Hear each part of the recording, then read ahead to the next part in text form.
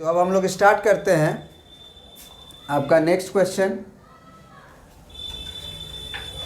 Find the value of के for which equations, इसका मतलब क्या लिखे हैं, इक्वेशंस हैव नो सॉल्यूशंस। मतलब इस क्वेश्चंस का हमें क्या चाहिए, नो सॉल्यूशन, है ना। तो ये जो सिस्टम ऑफ इक्वेशन है, सबसे पहले नो सॉल्यूशन के लिए कंडीशन क्या होता है बताइए। तो लिखेंगे for no solution, for no solutions a1 by a2 is equal to b1 by b2 and it is not equal to c1 by c2। ये मस्ट भी होना चाहिए, मतलब ये बराबर होना चाहिए और ये बराबर नहीं होना चाहिए, क्योंकि ये बराबर हुआ तो नो सॉल्यूशन नहीं बल्कि इनफाइनाइट सॉल्यूशन मिल जाता है। मतलब ये दिमाग में रखना है कि ये बराबर होना चाहिए और ये बराबर नहीं ही होना चाहिए। अगर ये बराबर हो गया तब तो इनफाइनाइट सॉल्यूशन मिल जाएगा। बात समझ रहे हो।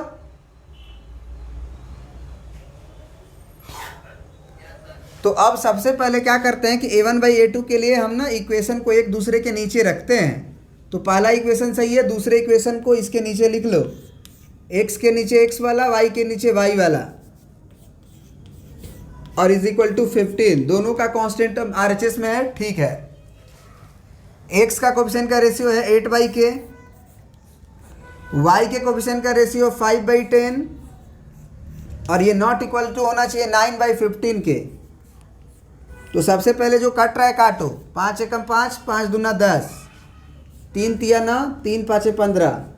क्या ये 1 बाई 2 जो है वो 3 बाई 5 के कभी बराबर होगा। 8 by k is equal to 1 by 2 is not equal to 3 by 5। आप खुद बताओ, क्या ये वाली क्वांटिटी कभी बराबर होगा। मतलब हम सही है, मतलब ये कभी बराबर होने वाला नहीं है। अब इसको बराबर होना चाहिए, उसके लिए हमसे पूछ रहा है के का वैल्यू क्या होना चाहिए। तो तुम बताओ, ये 1 बाई 2 है तो के का वैल्यू 16 होना चाहिए कि नहीं। तभी तो 8 से काटोगे तो 2 बार में कटेगा। तो यहाँ से डायरेक्टली आप के बराबर 16 लिख सकते हो, और नहीं तो कहोगे कि सॉल्व 1 एंड 2, सॉल्व 1 एंड 2। तो अगर सॉल्व 1 एंड 2 करोगे तो पहला इक्वेशन में है हमारा 8 बाई के और दूसरा है 1 बाई 2। क्रॉस मल्टीप्लाई करेंगे तो k इंटू 1, के और 8 2 जा 16। यहाँ से भी आपका k का वैल्यू 16 ही आएगा। समझ में आया।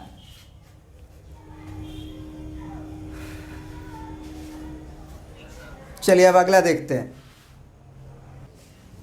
अब देखिए ये नेक्स्ट क्वेश्चन है आपका, है ना। इसमें आपका थोड़ा सा दिमाग लगेगा, है ना, क्योंकि k का वैल्यू शायद क्वाड्रेटिक आने वाला है। कह रहा है कि find the value of k for which equations have no solution. No solution चाहिए। अब नो सॉल्यूशंस के लिए लीनियर इक्वेशन में कंडीशन आपको याद होना चाहिए। क्या होता है, पहला वाला बराबर और दूसरा वाला बराबर नहीं होना चाहिए। पहला वाला बराबर और दूसरा वाला बराबर नहीं होना चाहिए, मतलब ये तीनों कंडीशन होल्ड करना चाहिए, ये भी ये भी। तो अब a1 बाई a2 के लिए आपको चाहिए x के कोफिशिएंट का रेशियो, तो इसके नीचे इसको लिख लीजिए। तो ये 12x हो गया प्लस ky हो गया इक्वल टू 6 हो गया। तो ये कितना हो गया आपका k डिवाइडेड बाई 12। x के कोफिशिएंट को रेशियो को a1 बाई a2 बोलते हैं। y का कोफिशिएंट के रेशियो जो है वो 3 बाई के है, उसको b1 बाई b2 बोलते हैं, और नॉट इक्वल टू होना चाहिए c1 बाई c2, तो 3 बाई 6। अब यहाँ पे देखो इन दोनों में k और k आया हुआ है। तो सबसे पहले हम लोग क्या करेंगे कि इन दोनों को सॉल्व करके k का वैल्यू निकाल लेंगे, और फिर ये देखेंगे कि क्या उस k के वैल्यू के लिए ये बराबर आ रहा है कि नहीं आ रहा है। अगर ये बराबर आ जाएगा तब तो दिक्कत है, क्योंकि ये बराबर नहीं ना आना चाहिए। क्योंकि अगर ये भी बराबर हो गया, ये भी बराबर हो गया, तो नो सॉल्यूशन का खेल ही नहीं रहेगा। फिर इनफाइनाइट सॉल्यूशन मिलेगा। बात समझ रहे हो। हाँ, तो ये चीज़ होना चाहिए कि ये बराबर नहीं आना चाहिए इस के वैल्यू के लिए। तो सबसे पहले सॉल्व 1 एंड 2। तो सॉल्व 1 एंड 2। तो पहला है आपका k डिवाइडेड बाई 12 और दूसरा है आपका 3 divided by k। Cross multiply करें आप तो k इंटू के का स्क्वायर हो जाएगा और इधर 12 या 36 हो जाएगा। तो यहाँ से आपका k का वैल्यू आएगा प्लस माइनस 6।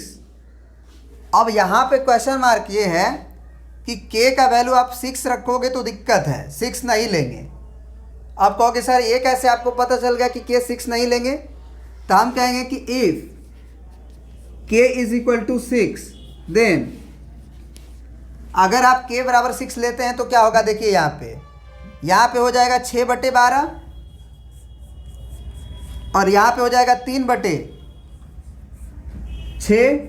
क्योंकि k के जगह पे आपको क्या रखना है, 6 रखना है। तो ये k/12 था तो 6/12, ये 3/k था तो 3/6 और ये नॉट इक्वल टू होना चाहिए किसके, 3/6 के, जबकि ऐसा नहीं है। ये 3/6 के तो बराबर ना हो गया, बोलो। 3 एकम 3, 3 दूना 6, 3 एकम 3, 3 दूना 6, 6 एकम 6, 6 दूना 12, तो सब बराबर हो गया। ये बराबर नहीं होना चाहिए जबकि बराबर हो गया। तो क्या k बराबर 6 के लिए तुमको इनफाइनाइट सॉल्यूशन नहीं मिल जाएगा? क्योंकि a1/a2 बराबर b1/b2 बराबर c1/c2 आ गया। तो हम कह देंगे कि k बराबर 6 के लिए that is infinite solution, that is infinite solution. लेकिन हमको k का वैल्यू किसके लिए पूछा है कि find the value of k for which equation have no solution.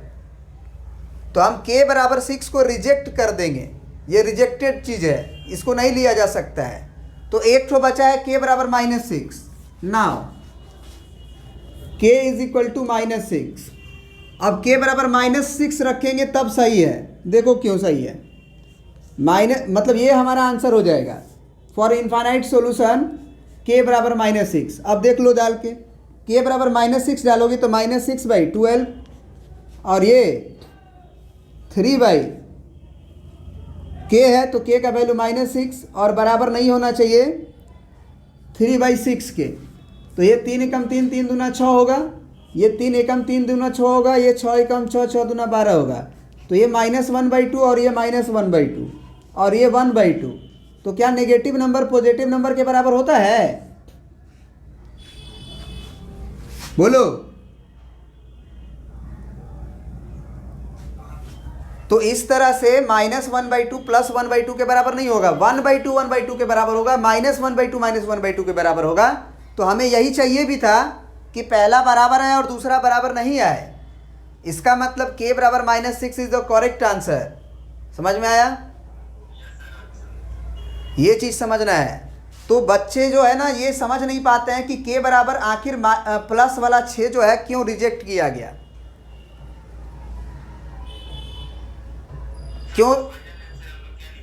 Final answer हम लिखेंगे कि k is equal to -6 answer, क्योंकि k बराबर 6 के लिए हम चेक किए तो हमको पता चला कि तीनों ही बराबर है, a1/a2 b1/b2 c1/c2।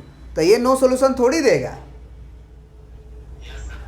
ये तो इनफाइनाइट सॉल्यूशन दे देगा। एक लाइन पे दूसरा लाइन आ जाएगा, कोइंसाइड वाला हो गया खेल। तो हम लिख देंगे कि for no solution k is equal to -6। अच्छे से अगर लिखना चाहते हो तो यहाँ लिख दोगे फॉर नो सॉल्यूशन k बराबर -6। This is your final answer. Print कर लीजिए। देखो देखो, अरे भाई देखो, यहाँ पे क्या है ना कि क्वेश्चन बना लोगे लेकिन एक बहुत ही इंपॉर्टेंट कॉन्सेप्ट छुपा हुआ है उसमें। इंपॉर्टेंट कॉन्सेप्ट छुपा हुआ है। आप कह रहे हो कि k डिनोमिनेटर के फॉर्म में होगा, आप पहले ही इसको इक्वेशन मानिए ना, पहला इक्वेशन इसको मानिए, दूसरा इसको मानिए। बात समझे? सुनो क्वेश्चन को समझो पहले। Find the value of k for which equation have no solution. तो नो सॉल्यूशन के लिए कंडीशन क्या होगा बताओ? आगे चल के तुम समझोगे कि इसकी कहानी क्यों दी गई है ना। ये हो गया फॉर नो सॉल्यूशन के लिए a1/a2 is not a1 is b1/b2 is not equal to c1/c2। अब अगर मान लो तुम पहला इक्वेशन इसे मान रहे हो और दूसरा इक्वेशन इसे मान रहे हो, तो ऐसे लिख रहे हो इक्वेशन को, दोनों का कांस्टेंट टर्म LHS में है, तो a1/a2 हो जाएगा यहाँ 3/6, यहाँ हो जाएगा -1/-2 और यहाँ हो जाएगा -5/k। बहुत बढ़िया, सही है। ये 3 एकम 3, 3 दूना के 6 हो गया, ये माइनस माइनस भी कट गया, तो 1/2 इज इक्वल टू 1/2 और ये नॉट इक्वल टू होना चाहिए -5/k। तो अब तुम यहाँ पे आराम से सॉल्व करके बोल दिए कि सर ये तो बराबर है और ये बराबर नहीं होना चाहिए, तो सर इसको सॉल्व कर देते हैं। 1/2 नॉट इक्वल टू -5/k होगा। अब इधर भेजेंगे k को, तो k is not equal to -10 होगा। ये आंसर हो गया आपका। लेकिन इसमें ये एक बात दिया गया था, k is not equal to 0। क्यों दिया गया था? तो आप हमसे ये बोल रहे थे, है ना। तो यहाँ पे हम रीज़न बता रहे थे कि k is not equal to 0 क्यों दिया हुआ है। तो एक बच्चे ने रीज़न बताया कि सर k 0 होगा तो डिनोमिनेटर अनडिफाइंड हो जाएगा। सही बात है, लेकिन यहाँ पे जो डिनोमिनेटर है ना, वो रेशियो वाला डिनोमिनेटर है। यहाँ अनडिफाइंड वाली कहानी नहीं होती है। आप कहोगे क्यों नहीं होती है सर, यहाँ पे भी तो 0 डिवाइड हो रहा है। तो हम कहेंगे कि तुम पहले इक्वेशन को 3x - y - 5 माने थे और दूसरे इक्वेशन को ये माने थे। अब पहले ही इक्वेशन ये लिख दिया गया होता और ये इक्वेशन बाद में, तो ये 3x - y - 5 बराबर 0 होता और तब a1/a2 करते तो 6/3 और -2/-1 और इधर k/-5 आता ना।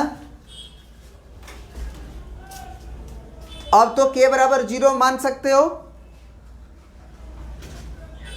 तो k बराबर नॉट इक्वल टू 0 देने का मतलब यहाँ पे ये नहीं है कि डिनोमिनेटर अनडिफाइंड हो रहा है। डिनोमिनेटर डिवाइड अनडिफाइंड नहीं होगा, क्योंकि ये रेशियो है दो चीज़ का, दो इक्वेशंस के कांस्टेंट टर्म्स का। आप कोई दो नंबर को डिवाइड नहीं कर रहे हो, ये रेशियो ले रहे हो, रेशियो। तो यहाँ पे k नॉट इक्वल टू 0 का महत्व क्या है उसको समझो। अगर k 0 हो जाता ना, अगर k 0 हो जाता तो अगला इक्वेशन हमारा c1/c2 को कंपेयर करने के लिए बचता ही नहीं, वो 0 हो जाता। आप ये भी बोल सकते हो कि अगर मान लो k बराबर 0 हो गया, तो k बराबर 0 हो गया तब तो ये 0 हो गया, तो ये 2 हो गया और ये, अच्छा देखो k बराबर 0 होगा तो क्या होगा, ये 3 दूना के 6 हुआ और ये भी आ गया 2 और इज नॉट इक्वल टू, ये 0 हो जाएगा ना। बोलो, तो अगर k बराबर 0 होगा तो भी इस इक्वेशन का क्या सॉल्यूशन मिलेगा? क्या मिलेगा? नो सॉल्यूशन मिलेगा कि नहीं मिलेगा?